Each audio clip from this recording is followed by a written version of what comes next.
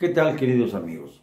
A mí me indigna cuando se dice que la corrupción en México es prácticamente inatacable, que nunca va a poder ser excluida de la vida nacional, que es algo que llegó para quedarse, que es prácticamente una institución a la que ni quienes han dicho que van a luchar contra ella pueden hacerle el más mínimo rasponcito.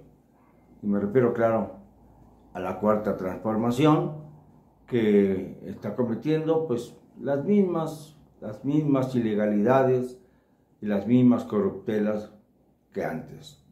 Por eso critico con más severidad el régimen actual, porque levantó muchas expectativas, muchas esperanzas, muchas positivas reacciones de todos aquellos que creímos que al fin iba de veras a acabarse con la corrupción. Pero no. Recordemos, por ejemplo, en la época en que Andrés Manuel López Obrador era jefe de gobierno del entonces Distrito Federal, cómo cayeron en una trampa, pero una trampa que les pusieron a sabiendas de que ya había habido negociaciones anteriores y que obviamente Andrés Manuel les había dado su visto bueno. A Gustavo Ponce Meléndez, que era nada menos que el tesorero de la Ciudad de México, del Distrito Federal, lo agarraron en Las Vegas dilapidando millones de pesos a su gusto. Y luego siguió el terrible caso de las ligas, en donde fue involucrado René Bejarano Martínez, esposo de Dolores Padierna, dos de los puntales del PRD de entonces, y luego también se fueron encima de otros elementos que también fueron videofilmados, pues aceptando los sobornos, como Carlos Simax, que era esposo entonces de Claudia Sheinbaum. Con estos antecedentes, ustedes verán cómo se conforma un círculo de privilegiados. A Gustavo Ponce le fue mal, estuvo varios años en la cárcel, porque el propio López Obrador lo despidió ruidosamente y lo dejó a su aire, es decir, que se defendiera solo. Lo persiguieron, estuvo unos meses prófugo en 2004 y hasta 2014 logró su liberación total, porque hubo un momento en que lo dejaron libre, pero lo volvieron a reaprender como responsable de otros delitos. Y en el caso de René Bejarano, como era una pieza clave en el esquema de Andrés Manuel, solamente se le remitió a la cárcel unos cuantos meses. Todo esto viene a colación porque ahora se han descubierto los sobornos que la administración pasada logró para tratar de llevar adelante con bien la malavida reforma energética. Sobornos que repartieron los directores de Pemex a personas de distinta ralea, senadores, diputados, y que eran fajos de billetes, ya no cabían en las ligas, ni en las bolsas, ni en los portafolios, y para ello se utilizó nada menos que una maleta. Es interesante saber cómo es que se videofilmaron todas estas acciones, tanto las del pasado como las de ahora, porque parece que tienen el mismo sello. Desde luego no creo que sea Epigmenio Ibarra, porque ese está de rodillas ante el emperador, pero hay algunos que tienen que tener algún interés más allá de lo pecuniario para poder realizar estas filmaciones que forman parte de la red de espionaje mexicano que ha ido creciendo con el tiempo. Hay distintas agencias de inteligencia, tanto en la Secretaría de Seguridad Pública como en la Defensa Nacional, en la Marina. Se tiene en la Guardia Nacional también un aparato, la Presidencia de la República, y aún así se siguen cometiendo los mismos abusos contra los mexicanos. Los sobornos son millonarios. Basta decir que, por ejemplo, que el que llevó la maleta con los dineros al Senado, nadie conoce su identidad, desapareció del panorama y seguramente vive muy bien de sus estipendios ilegales.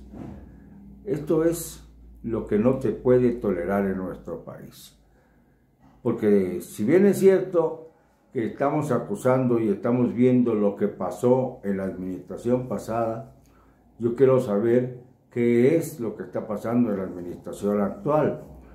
Cuánto de esos dineros que circulan por aquí y por allá fueron a parar como soborno a la Comisión Federal de Electricidad para que autorizara, por ejemplo, el uso del carbono a cuenta de un convenio con Armando Guadiana, que además de empresario taurino es senador y aspirante al gobierno de Coahuila, ahora por Morena. Todo esto por un pleito que se armó contra los Moreira y por el uso del carbón.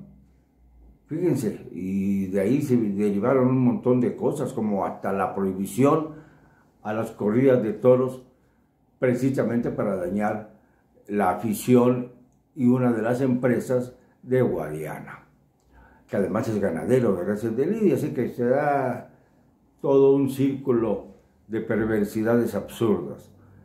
Y también habría que ver cómo está esa distribución de millones y millones de pesos para conseguir camas y aumentar la disponibilidad de las camas para enfrentar al mal que causa el COVID-19, el SARS-CoV-2 entre los mexicanos. Porque resulta que los mexicanos somos los que porcentualmente más se mueren en relación con el número de infectados que se tienen. Y esto nadie me lo quiere refutar. Empiezan a hacer elucubraciones, pero los números son muy sencillos. Agarren su calculadora. Es más fácil para los que nunca aprendieron a sumar y a restar o a multiplicar, que es más complicado, divisiones.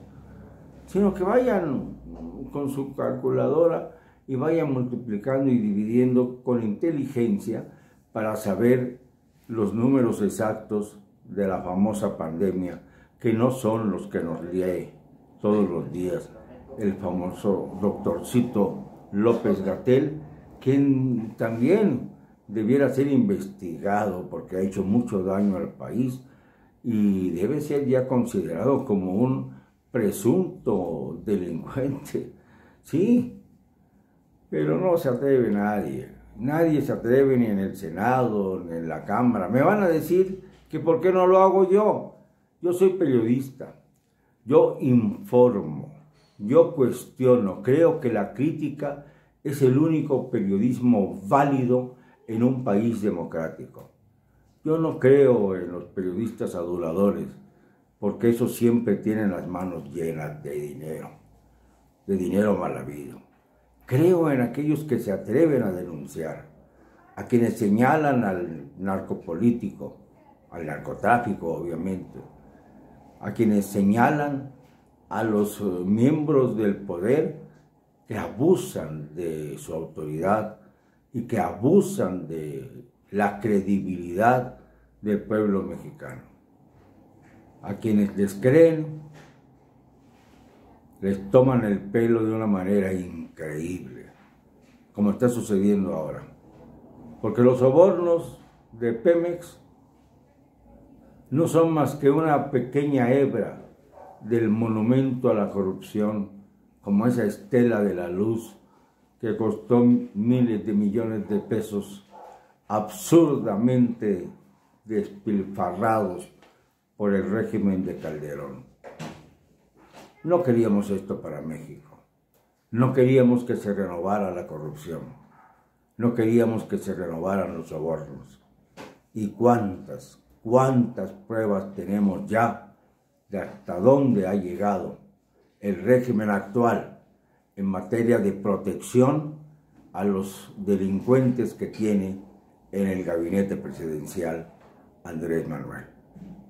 Lo siento, no me van a callar y lo digo con cero cobardía.